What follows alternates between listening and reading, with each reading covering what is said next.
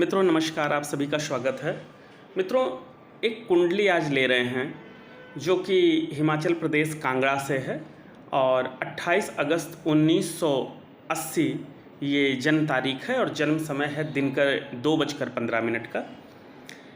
ये वृश्चिक लग्न की कुंडली है और इस कुंडली में जो शुक्र ग्रह है अष्टम भाव में है और इस कुंडली जिनकी है उनका ये कहना है कि वैवाहिक जीवन के लिए ये कैसा रहेगा।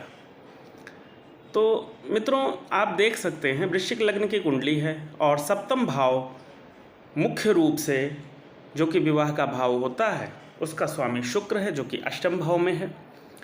अब यहाँ पर जब भी कोई सप्तम भाव का स्वामी अष्टम में आता है तो वह दिक्कतें तो डालता है, वैवाहिक जीवन में दिक्कतें देता है, विवाह में विलंब कराता है, ये बिल्कुल पहला नियम यही है।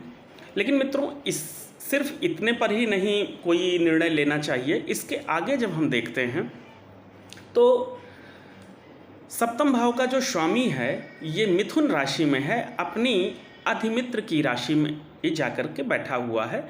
तो जब कोई ग्रह 6, 8, 12 में ही चाहे क्यों ना बैठे, अगर अपने मित्र की राशि में अधिमित्र की राशि में जाकर के बैठ जाता है तो ऐसी कंडीशन में ये जो नियम लगते हैं पंचधा मैत्री के आधार पर देखे जाते हैं। तो ऐसे में वो पूरी तरह दोषी नहीं होता है, यानी पूरी तरीके से नुकसानदायक नहीं होता है। उसके ऊपर शुक्र के ऊपर शनि की दृष्टि पड़ रही है। अब शनि इस कुंडली में मध्यम दर्जे का है, बहुत अच्छा शनि नहीं है, लेकिन एकादश भाव से बैठ करके वो दृष्टि डाल रहा है। हालांकि जब हम चलित कुंडली पे जाते हैं तो शनि दशम भाव में दिखाई पड़ता है, यानी कि शनि का प्रभाव एकादश और दशम दोनों भावों पर है और उसकी दृष्टि पड़ रही है शुक्र के ऊपर। डिग्री वाइज बहुत अच्छी दृष्टि नहीं पड़ रही है, बहुत मामूली दृष्टि पड़ रही है, क्योंकि शनि 3 डिग्री का, शुक्र 25 डिग्री का।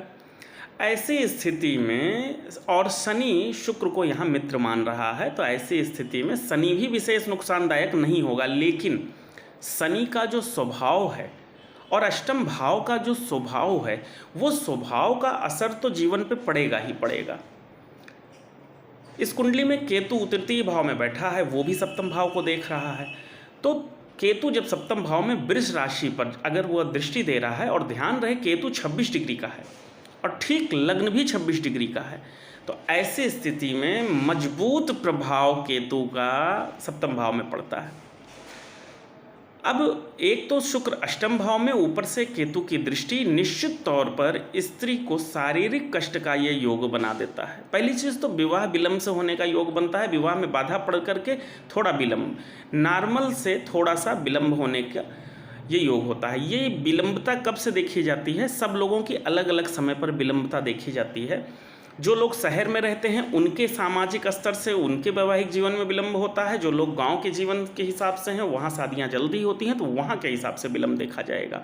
जो जिस माहौल में जैसे देश काल परिस्थिति में रह रहे हैं वहाँ के हिसाब से ही उनके विलंब को देखा जाएगा। ऐसा नहीं है कि गांव में शादियाँ 20 साल में हो रही हैं तो उनका विलंब 22 साल 23 साल हो रहा है, लेकिन शहर में तो 25-26 साल एक आम बात है, तो उनका विवाह हमेशा विलंब 27-28 के बाद ही बोला जाएगा, उसके पहले नहीं बोला जाएगा। तो इनका थोड़ा सा विवाह में विलंबता एक तो बनता है। दूसरा, सुखद वैवाहिक जीवन में दिक्कत का भी योग बन जाएगा। क्यों? क्योंकि सप्तम भाव पर एक भी शुभ ग्रह की दृष्टि नहीं पड़ रही है, सप्तमेश पर भी कोई शुभ दृष्टि नहीं पड़ रही है। शनि मित्र है, केतु की भी दृष्टि सप्तम भाव पर है और शुक्र के ठीक बाद राहु है। तो आप अच्छे से जानते हैं राहु वक्र चाल चलता है, यानी कि राहु जो है ये मिथुन की तरफ बढ़ रहा है और शुक्र जो है ये कर्क राशि की तरफ बढ़ रहा है। ऐसी स्थिति में शनि पर थोड़ा बहुत राहु का भी प्रभाव आ जाता है।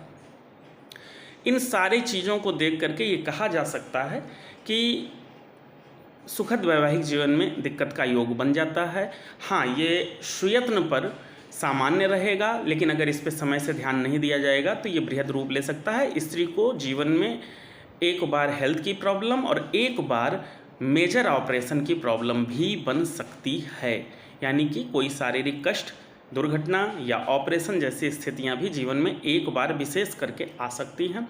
हेल्थ की विशेष करके प्रॉब्लम बन सकती है। और सुखद वैवाहिक जीवन की जब बात की जाए तो उसमें कभी मतभेद जैसी स्थितियों को भी लिया जाता है, और स्त्री के शारीरिक कष्ट के कारण या किसी हेल्थ के प्रॉब्लम के कारण भी वैवाहिक जीवन में जो डिस्टर्बेंस बनती है, यानी कि स्त्री को लेकर के जो चिंता बनती है, उसका योग इस कुंडली में बन ही जा रहा है। चूँकि ये मित्र राशियों में हैं और मित्र ग्रह ही देख रहे हैं, इसलिए इसका बहुत भीषक परिणाम नहीं होगा अगर समय रहते श्वेतंत्र किया जाएगा तो। दूसरी चीज़, जो शुक्र है ये पुनर्वसु नक्षत्र में जाकर के बैठा है, यानी कि शुक्र में धार्मिकता भी है। अगर धार्मिक उपायों को किया जाए तो निश्चित तौर पर ये जो परेशानी है इससे निजात मिलता है। यहाँ पर हम आपको एक उपाय बता रहे हैं, ये उपाय आप समय रहते करें। अगर कोई दिक्कत चल रही है तो भी ये उपाय करके उसका हल ढूंढें, और अगर कोई ऐसी दिक्कत नहीं भी है तो भी भविष्य में ऐसा डर रह सकता है, भय बन सकता है, इसलिए आप समय रहते ये उपाय अवश्य करें। उपाय में आपको किसी वीराने स्थान पर या किसी शमशान के पास में गूलर का पेड़ लगाना है, और ये गूलर के पेड़ की संख्या अधिकतम रखिएगा, 2-3 इस तरीके से ज़्यादा संख्या आप रख सकते हैं। दूसरी चीज़, किसी सिद्ध देवी मंदिर में आपको शुद्ध गाय का घी दान करना है, वहाँ दीपक जलाने के लिए, और रुई का दान करना है, यानी रुई बत्ती का दान करना है। और ये जो रुई बत्तियाँ होती हैं ये कलर्ड नहीं होनी चाहिए, बिल्कुल वाइट होनी चाहिए। 2 चीज़ का दान आपको शुक्रवार के दिन करना है। और इसके साथ में आपको किसी गौशाला में यदि संभव हो तो कोई एक गाय को गोद ले लें, और उसका जो है भोजन और रख रखाव वगैरह के जो व्यवस्थाएं हैं वो आप स्वयं देखें। और यदि ना संभव हो तो गौशाला में आपको आलू का दान करना है, सफ़ेद आलू, मैं ये लाल आलू की बात नहीं कर रहा हूँ, सफ़ेद आलू का आपको दान करना है, जो कि गाय खा सके। इस तरह छोटी साइज़ की आलू होनी चाहिए, और इसको नमक के साथ आपको खिलाना है। और आलू की जो मात्रा होगी पति और पत्नी के वजन के, दोनों हस्बैंड वाइफ दोनों के वजन से अधिक होनी चाहिए। अगर पत्नी अगर अभी तक भी विवाह नहीं हुआ, ऐसे में कभी कभी विवाह बहुत विलम्ब हो जाता है, या वैवाहिक जीवन में अगर कोई बड़ी दिक्कत आ रही है, तो वैसे में जिस व्यक्ति की ये कुंडली है उसके वजन का कम से कम 3 गुना आलू का दान होना चाहिए। शुक्रवार के दिन ये करिए, और अच्छे वैवाहिक जीवन की, पत्नी के अच्छे स्वास्थ्य की, इसकी कामना करते हुए आप करेंगे तो निश्चित तौर पर आपको लाभ मिलेगा। जय महादेव।